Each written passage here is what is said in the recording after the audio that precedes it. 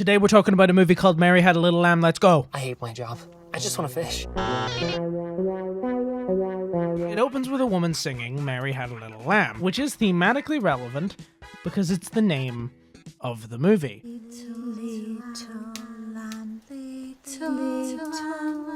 She's got the voice of an angel. For some reason they decided to overlay her vocals like 5 times. I don't know why they did that. And then they have her sing normally 5 seconds later.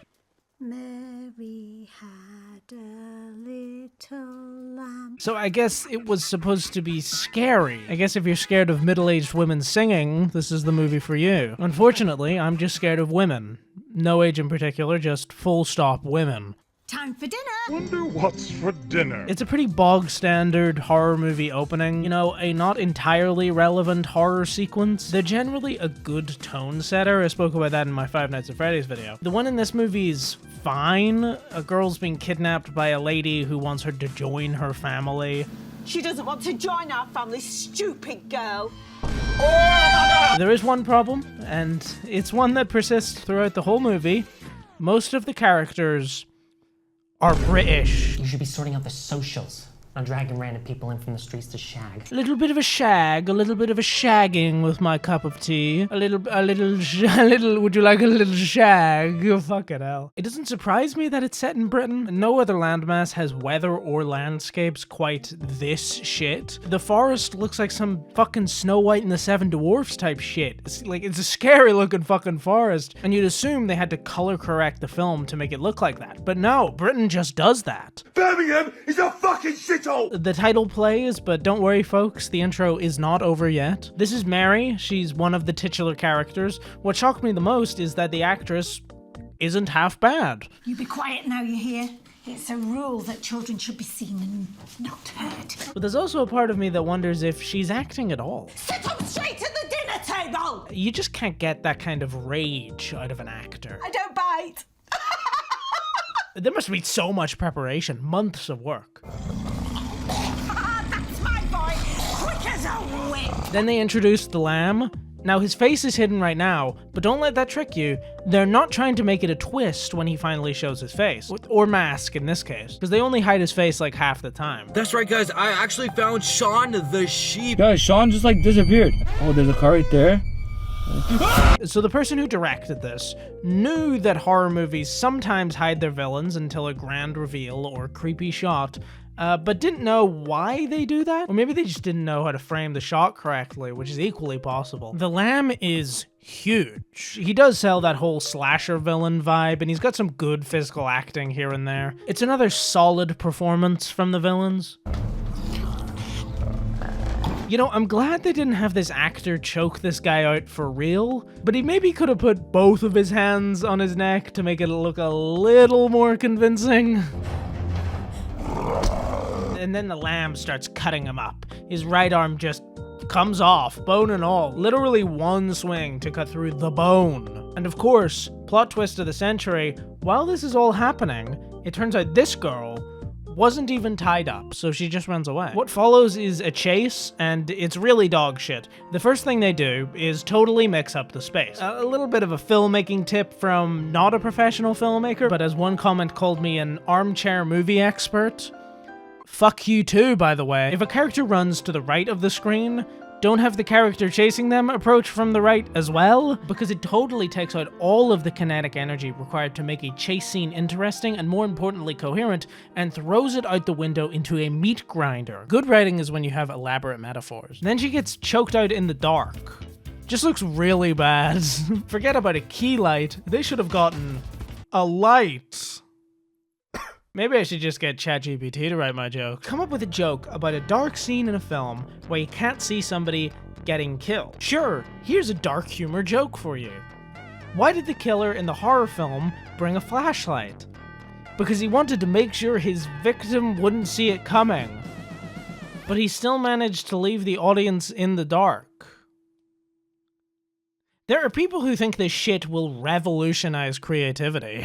What is impressive is that he does actually lift her to eye level. Whether that's a little movie magic, I don't really know, but it is like the most convincing kill in the movie, although it's not really up against tough competition.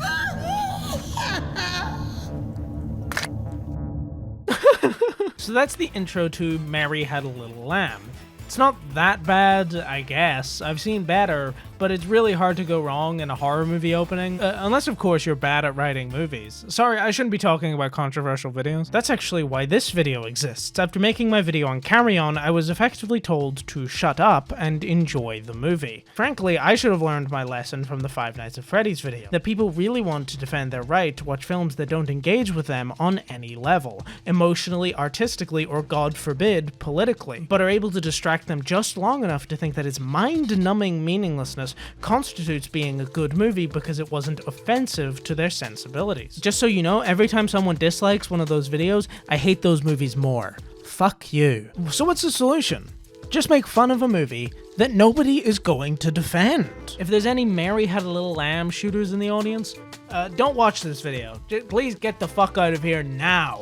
You're banned from this historical society. So this movie is not just about Mary and her little lamb, it's in fact got a little bit of social commentary mixed in. The true main characters of the film run a true crime show called Carla's Cold Cases, a graveyard for all those who love unsolved mysteries, dead or alive. What do you think, Liz? Is it?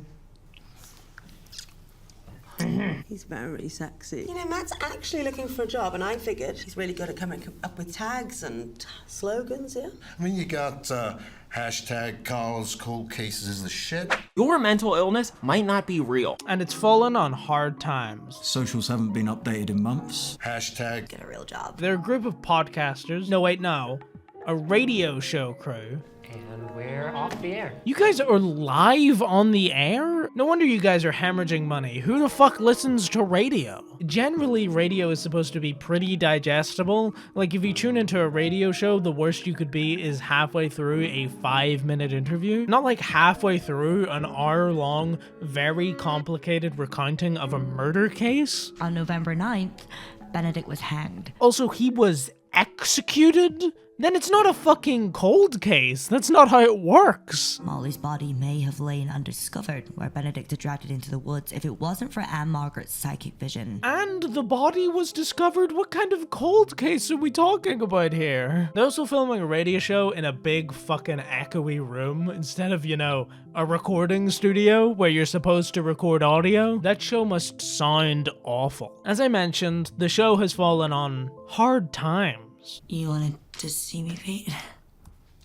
Have a seat, Carla. What the fuck, dude? Turn off the GigaChat filter. Now we have the conflict. Carla has to get a more recent case. Ratings were at their highest when your unsolved mysteries were more recent. So yes, the main conflict of the film could be easily fixed by starting a podcast. You'd be able to hit your target audience better, as in people would actually be able to discover your fucking show. Spotify basically robs its creators blind, but you'd probably make a better income there. But I need something fresh and exciting within the next week, or I'm pulling Carla's Cold Cases. We could just wait for a case to reopen and be the first ones to jump on it. Well, then it's not a fucking cold case, is it? Do you live in a world where no crime happens? There's no way you're running out of crime. In 1922, another disappearance was uncovered by a mother's dream. Oh, fucking average true crime creator, pseudoscientific dog shit. This guy is the writer of the film. I honestly thought that this movie made him move up in the world because he wrote a film about Piglet, you know, Winnie the Pooh's Piglet, because public domain horror is really popular. They thought this was a rabbit? Oh, that's funny. That's fucking funny, bitch. It's fucking Winnie the fucking Pooh. So I thought, wow, he really got to make an entry in the hit horror franchise based on Winnie the Pooh. You big pig, you couldn't get me! But it turns out that this is, and I'm not joking, a ripoff of the Winnie the Pooh horror movie. We're like 3 layers deep in public domain horror. They come across a house in this movie, and fun fact, it's the same house featured in hit film Spiders in the Attic. Day 383. The experiment is a success. Notable because that film was distributed by ITN Distribution, the same company that distributed Winnie the Pooh, Blood and Honey. I wonder where they got the idea for the location from. Uncork'd Entertainment might be one of my favorite B-movie production companies. They made such hits as the Octo Games. What's the prize? The winner is gonna win all of my social media accounts and my 100 million followers. Yeah, Mr. Beast. Oh, eliminate myself. Sadly, you are eliminated. This is fun. If this video gets 100 likes, I'll make a video on that. The green woman. You're a deadbeat. That's a big word for a big girl. Whoa, he turns into a fucking sock in this movie? Holy shit, why is it not called Sock Man? Stop it! You can kind of see just how much Winnie the Pooh, Blood and Honey broke their brains. It's just become a lot more children's character, but horror. Mary Had a Little Lamb, Three Blind Mice, Elf in the Hood. Juju is not just a mere doll. He's a supernatural being. Of course, the white lady falls down. I don't care how many likes I get, I'm not watching that one. Alright, we're doing a Mary Had a Little Lamb review. I almost forgot. The couple from the opening went missing in Warp Woods. Did they get lost trying to find fucking puzzle pieces? Why is it called that? Carla comes up with a great plan. It's a pitfall that most true crime influencers often fall into. She believes that running a true crime show makes her a real journalist. So she decides that hunting down the missing couple is her job. I want you to send me and the team to Warp Woods. Next, she'll be putting pictures of crime scenes behind her Patreon. Okay, on the ground reporting. Did she just bump the lav mic there? You'll do anything. Brother, those Peronis are bone dry. How long have they been there? Clean them up, for fuck's sake. You don't mind if Matt comes with us? This lady is great. She's kind of my favorite character. She's popping off. She barely knows her lines. She's stumbling over her words. She's perfect. She knew what kind of movie she was in. Her and her boyfriend decide to have sex in the woods, I guess. Pay attention to how long they do it for. I need to take a leak. Wait for me. There's a conversation about fishing, and then they come back. But Carla is still standing in the same place. That's embarrassing even by my standards. And if we're lucky, we might even find them. Dead or alive.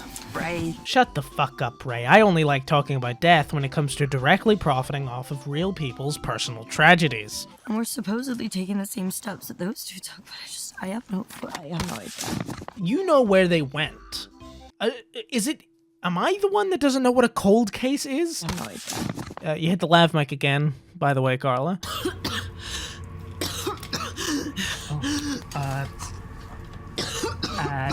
Someone. This inhaler doesn't come back into it, by the way. God, that bathroom stinks like a public urinal. How would you know? Do you make a habit out of sniffing urinals? Actually, it appears that no one is living here. I beg to differ. They then decide to stay the night. You don't happen to have a couple of rooms? In order to frame Mary for the deaths that she caused. You mean lie? No, just embellish. Of course, we as the audience know that she is telling the truth, but she doesn't know. It's supposed to be some kind of social commentary. Get people talking, put it on the map, and then we won't fucking lose our jobs. But because it is also horror schlock, they do have to make it scary and they need murders. So the commentary of Carla trying to use this woman to spread a narrative is kind of undercut by having the narrative be true. Are you stupid? Get your axe and fucking kill the whore! Yeah, I gotta be honest. It does sound cool, but my schedule's so packed, there's just no time, you know? If I had the time, I totally would, but no, yeah. Like, imagine making a don't judge a book by its cover narrative, where it turns out you should have judged the book by its cover. You could make this movie kind of interesting if the audience didn't know, but then the movie might be something we in the business like to call artistically coherent. It's the reason I haven't been praising the movie for making fun of true crime people, because no matter how much the narrative does that, it is also not invested in it enough to actually have the movie say something coherent. They haven't done any investigating, they don't have any answers, and they decide just out of the blue to lie about Mary. You are going to imply that they are these evil assholes. They could be. Or maybe not. But it's also not like they can rule her out. They're just so quick to believe that 1, she is innocent, and 2, they should still lie. Fine. Let's fucking do it. I mean, who wrote this oh, right, yeah. But you're smoking crack at the moment. You're smoking crack at the moment? You're smoking crack at the moment. Is that a saying over in England? You're smoking crack at the moment? A 4-part extravaganza. They've recorded for maybe 40 seconds so far. How are you gonna make 4 parts out of that? So this lady goes to explore the attic because there's a bunch of noises coming from it, and she discovers the freak. It's never fully explained what he's wearing, but is the implication of this scene that he isn't wearing a mask? That's just what his face looks like? How could he bite her? Then Mary goes into a monologue about how she was raped. I can still feel his hands grabbing me. I was 16. And that her child is a product of sexual assault. And then, 9 months after, I had my boy.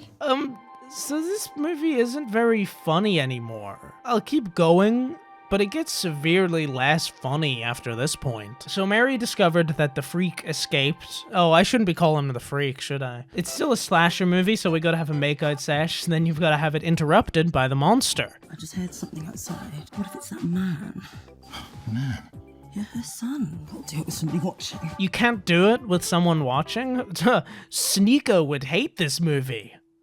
Is he still relevant? I'm gay, trans, and I am boosted. Fauci is my savior. Codes of Daddy. Oh, whoa. Watch out, it's the freak. He's right behind you, isn't he? If there's one criticism I have of the movie, I think it should be darker. I can almost see what's happening in this scene, and that's kind of a problem. These two plan to escape, but the car's been flooded. Apparently, this 33-year-old man who dresses as a sheep is also a fucking auto mechanic. The wires have been cut. He cut the wires? The motherfucker in this scene wrote the movie, and he didn't think even for a fucking second that sounds stupid? Ray, look over there! He punches the glass, and it's really impressive, because he does it in one frame, just shatters the entire window, except for this part in the corner, and this part under his arm. I guess the glass just forgot to shatter in those places. And then they throw glass into this woman's face? I sure hope that's sugar glass. And then when they cut back, the window's just cut clean apart. He's got a fist like sandpaper, just smoothed it all down. This guy dies to death. It's a real spectacle for the eyes. I guess they lost the audio for this part, only had the soundtrack, but it's not that complicated. She runs away, this freak runs after her like a toddler. I don't know why this was the best running they could get this guy to do. If you had a fucking battle axe and you were gonna try to get me with it, you're not gonna get me with it. You won't, I'm too fast for you. Way too fast. And now we've reached the end of the film, and we avoided any controversial opinions. We had a bit of fun, riffed a bit, but kept it approachable. This is my foray into a video for the general audience. Oh wait, there's one more scene. We did what we needed to do to survive. You fucked your boy up, Mary. Okay, let's just try and keep calm. So, Mary is a rape victim who groomed her son into being a killer. A monster. A beautiful monster. Now, of course, and I hate to say this because we live in both a very nuanced and very polarized world. So if I say the wrong thing here, some people will think I'm a woke king, while others will think I'm a woke asshole. I come across like a woke asshole, but like, dude, women have it hard. Let's just clear something up. Victims of sexual assault are not inherently saints.